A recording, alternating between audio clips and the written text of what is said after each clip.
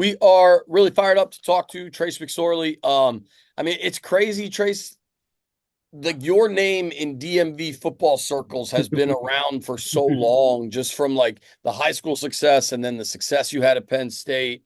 And obviously, you have started games in the NFL. You have started a lot in the NFL, but it was really cool, I think, for a lot of fans to see you in burgundy and gold in the preseason. What was that like for you? Yeah, no, it was cool. I really just enjoyed the opportunity of being able to get back and like play the game again. It had been a little bit since I had, been out on the field playing ball, and it just felt good. Suit up again, be back out there, and it did have like a little bit of the extra added, like a bunch of friends and family, like people that's always followed Washington. From the time I was growing up, I would go to their training camps, and my mom, her family was big Redskins fans growing up, and to kind of be back in the same area, going into practice and playing for them was cool. You What was did you stay with your parents? What was that commute like? Like 3 minutes? Yeah, no, I was about 15 minutes. I stayed at my parents' place, which was a lot better than like usually in those situations you kind of get brought in late. They put you in a team hotel or anything like that. Right. So I was able to stay at my parents' place. They're about 15 minutes from the facility, so super convenient, easy, and I was able to kind of have somewhere comfortable to be going back to at night. Who How were much of like a your world? favorite players growing up? So my favorite player, specifically with Washington, was Sean Taylor. Okay. That he was always my favorite player. My mom was actually she was a real estate agent, and she was his real estate agent. He was one of her clients, so got to meet him a handful of times growing up, That's and awesome. he was just one of those guys. Aside from him playing, like I always just looked up to him in like awe of like this guy is like the epitome of the NFL to me. And he was huge. Yeah, massive dude. Yeah. We were looking. There's a picture floating around somewhere. My mom, I think she printed it off and she couldn't find it. But me standing next to him, and I looked like I was maybe like 11, probably younger. I was like 9, 10 years old, and he was just a massive human being. I think it's so impressive. Yeah. Do you have like a favorite Redskins memory or a favorite, Sean Taylor game or moment or something that sticks out to you as like, this is the epitome of the NFL player? Um, I don't know about one moment. I mean, I do remember watch there was that I forget what song was playing, but the entire defense was going crazy to it. It was like Marcus Washington, Sean was out there, Sean Springs. I that just that whole team and defense and seeing them out there. To me that was like just that was one of the things that I remember was seeing all those guys and that defense out there, and that was kind of when the prime of me being a fan there. What'd you think of the Pro Bowl hit on the punter? Yeah, I mean that one's all time. That's an all time one for him. Sorry about that. I'm trying to think of what that song was. I was trying to get on YouTube to look it up because I remember that like dance those dudes Yeah, would, all 11 guys were out there dancing to it, and like the crowd was getting into it. and I they would just just play it constantly. yeah, I want yeah, I to can't say it remember was the like the song. Little John, like yeah, that song, but It might have been I may be that wrong. or something. I really don't remember the name of the song, but if I heard it, I would know. But off the top of my head, I don't know. Dude, so how hard is where you are right now as a guy? I imagine you're working out like crazy, trying to stay ready, and then you get the run with Washington for a couple of weeks, and now you're kind of floating, waiting, seeing what happens next. Yeah, no, it's been tough. Just kind of mentally staying into it and staying ready. And the hard part is like you see other guys getting signed, other guys getting opportunities, and kind of the mental side of it is just it gets discouraging at times. And I just try to keep myself in the best shape as possible, and just be ready for if and when that call comes. I had 2 calls last year, where you go do a workout and then you're on the team, you're there for a little bit. So I know things can happen fast. So really just trying to stay into it as much as possible, and kind of be somewhere where I can kind of have all the resources available to where I could work out and even be able to try to watch a little bit of tape, kind of try to stay in the weekly flow of things. When you're watching tape, obviously, you work out as you normally work out, lift, run, whatever you do to stay in shape. But mentally, like what kind of film are you watching? Or are you just kind of watching general? NFL stuff? Are you watching your stuff from when you were playing? How do you like what are you looking at when you do that stuff when you do that? I try to kind of like right now in this time, just if there's a few games that I could watch from like the previous week, and I'll still try to look at it from like a quarterback's perspective of, all right, what's the defense doing? Try to identify some coverages and things like that. Really, just so if I do get a call, I'm ready just to roll back into it, and I'm not trying to like get back into that right then and there. So just trying to keep myself sharp and stay into it right now. Um, when you were with Washington, what did you think? Because Mariota, Jayden, Kliff, like all those guys have been so high on the quarterback room. What did you think of that quarterback room as a guy that's seen a lot of them? Yeah, I really enjoyed that quarterback room. I thought um that was one where like the entire room really got along really well together. And everyone's like kind of was pushing towards the same goal where everyone I think kind of understood the role that they were supposed to be playing in that quarterback room and pushing that pulling the rope in the same direction. So I think I really enjoyed being in there and I told a couple of those guys like that was one of the, so far I've been in one of my favorite quarterback rooms I've been a part of, and I was only there for like 10 days. So I really enjoyed all those guys, and I think they got a great room. I mean, the Commanders, Redskins, Washington football team, they've gone through a zillion quarterbacks in the past, 10, 15 years and had guys come in almost like you did and have to start games right away. Obviously, you worked with Kliff before, so you knew the offense a little bit. How quickly can a quarterback pick up an offense and be ready to go kind of on game day? Not necessarily Kliff's offense in particular, but Mhm. just as a kind of generally for quarterbacks. Yeah, I think it's each offense is obviously a little bit different, and it's really more about picking up the verbiage and how they, call plays and their personnel, how they formate things, and like I said, how they call it, and how the protection is. I think that's probably the hardest thing. I mean, you saw Baker do it in what was it like 42 hours for the Rams. So Yeah. I mean, Right. and in a situation like that, a lot of it goes to the coaches are calling things that are simple for him, and obviously the work that Baker's been putting in. There's a lot of probably meetings between the coach and player at that point where you're on that short of a time frame. Let's get you running things that and help and kind of be able to help you out that way. But I think really it's each guy, player, quarterback has their own process for what they need to learn and what they need to get up to speed as quickly as possible. So I've kind of been able to get myself into that, understanding that I need to learn the formations and protections first and then pass concepts, run game, and being able to operate that at a efficient level. I think is the most important thing. So each guy's got their own process for how they learn an offense and be able to get the game plan down and things like that. I can't believe that was only 10 days. Felt like you were there like a month. But Probably felt spe- like a month. seriously, It was a longer 10 days for sure. yeah. Um, specifically to Kliff, because you played for him in Arizona, started games there. I imagine that familiarity was part of why it made sense for you to come to Washington. What's it like playing quarterback for Kliff Kingsbury, and how does he help you make things easier for you? Where does he challenge you? All those things. Yeah, I think that familiarity definitely helped, and I think was part of the reason why they wanted to bring me in that kind of short notice type situation, but also why it made sense for me to be able to go out there and hit the ground running. I think Kliff playing for him is from the quarterback perspective is it's a lot of fun. He gives you a lot of tools, a lot of ability at the line of scrimmage to if you see something, check to it, and be able to kind of get guys in the best position to make plays down the field.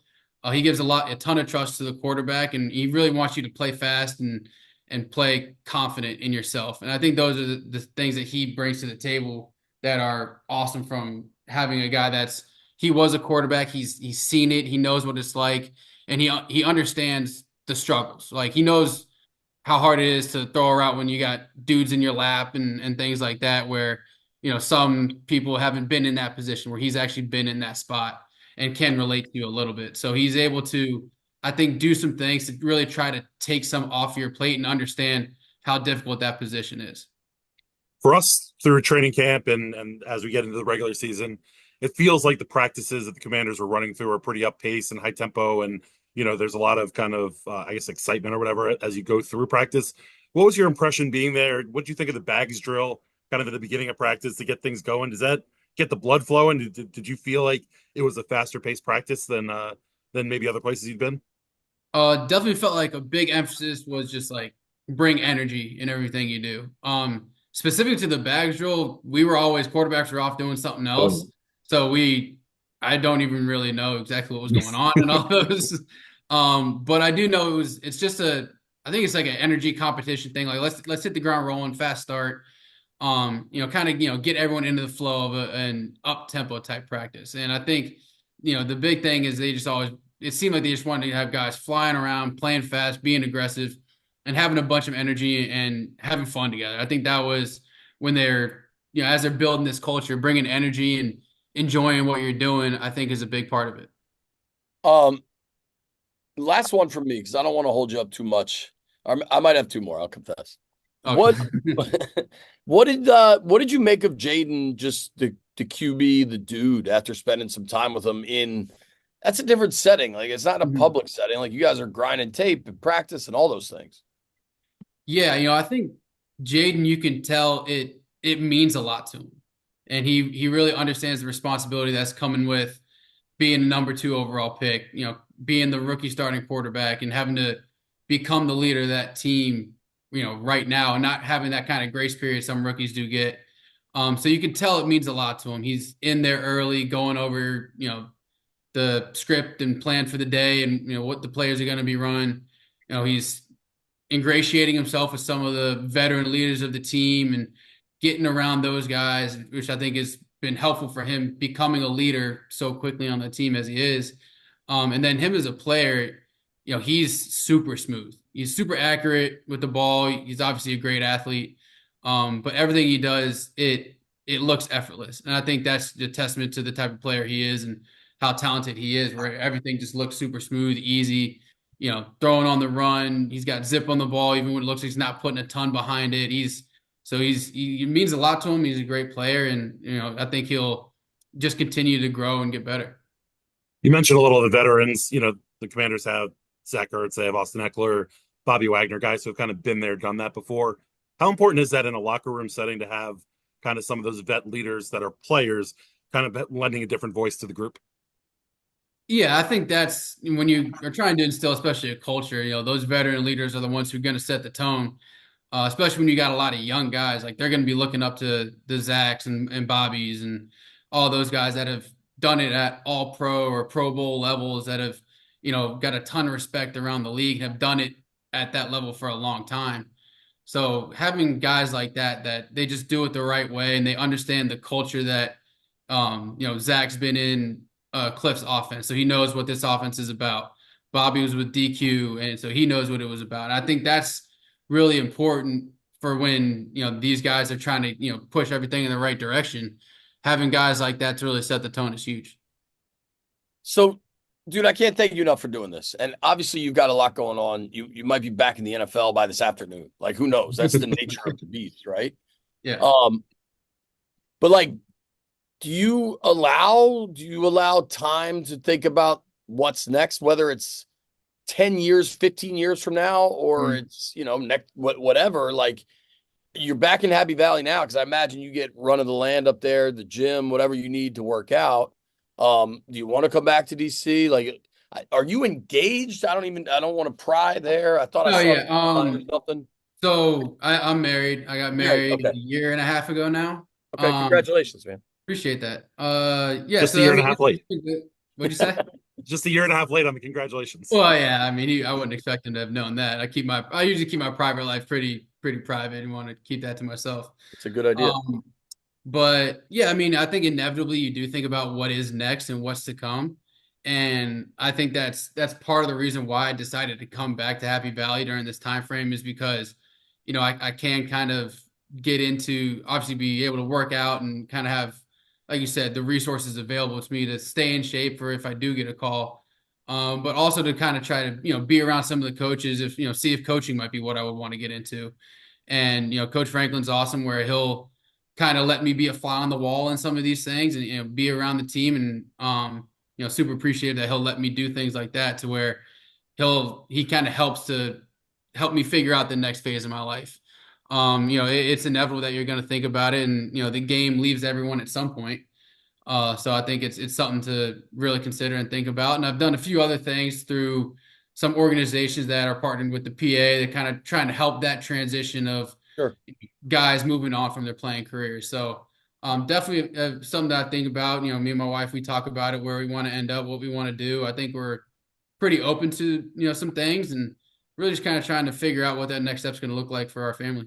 Now, she's from Jersey? Is that because you guys are up Jersey she's Shore from at Paramount, right? Yeah, she's from South Jersey. We met at Penn State while we were both here. I mean, you got a lot of great options, and you're a smart, well-spoken young man. You all that stuff will figure its way out for you. But certainly, the best coaches in life are the ones that you can kind of lean on when you're not playing for them. You know what I mean? Like I still have guys I talk to from like when I was playing football in 6th grade. So that's cool that Franklin kind of opens that up for you. My last thing, when the Commanders called, you took the call from a golf course. What's your game like? No. So I wasn't on a golf course when they called. I was playing the day before. Okay. My game's okay. I should be better for, I feel like, how I play like maybe once a week, once every 2 weeks, something like that. Or at least I like to try to. I'm just not consistent enough. The day before they called me, I actually played really well for me. We were playing at a course called Stone Harbor down in South Jersey, which has eaten me up a handful of times. There's water on like 12 of the 18 holes. And that day I want to say I shot like a 94, 95. So you are right in the me and Mitch zone. Yeah, that is right in our all zone. play together. Yeah. You'd be by far the best to go out and I want to just go have a good time. Kill 4 hours enjoying myself on a course. But I'm good enough to where I will get frustrated if I don't play like consistently, because I know I can, and I've done it before. Like I can go out and hit a birdie on one hole, and then I'll go triple on the next, and it's just the most frustrating thing in my life. You have a favorite DMV course? I've played a handful out in DMV. The ones I've played the most, River Creek, Raspberry Falls was right by my house when I was living in Leesburg, and Brambleton's right by my parents' house. So those three. I've been able to get on Trump National a couple of times, which that's just beautiful course right on the river. And, that's one that I like because it feels pretty open. So you just tee it up and hit it as hard as you can every time. Yeah, just smoke it, and wherever it lands, you got a chance. Yeah. I think when you're back in town, whatever, we'll sort the time out. But we'll have to set up golf because it's the only chance. I don't want to speak for the big man that I have to compete with you in something quasi-athletic. So I think that'd be a fun round. We all sound like we don't mind a couple of cold ones and shooting a 91 or something. Well, yeah, no, that's why you go out and play the game. Of course. Yeah. And my game gets infinitely better the more cold ones I have. So generally, there's a sweet spot for sure. Your game gets at its peak, and exactly. Trace, thank you so much, dude. Hopefully we're seeing you in the locker room in Ashburn here in a couple of weeks. Who knows what'll happen? Yeah. But thank you for making time for us, dude. I just kind of wanted to catch up on what it was like playing for your hometown team, even for that abbreviated portion of time. No, I appreciate it. Yeah, like I say, you never know what's going to happen, whether I end up back in Ashburn or, God knows where. But, but yeah, I appreciate you guys having me on. All right, thanks, dude.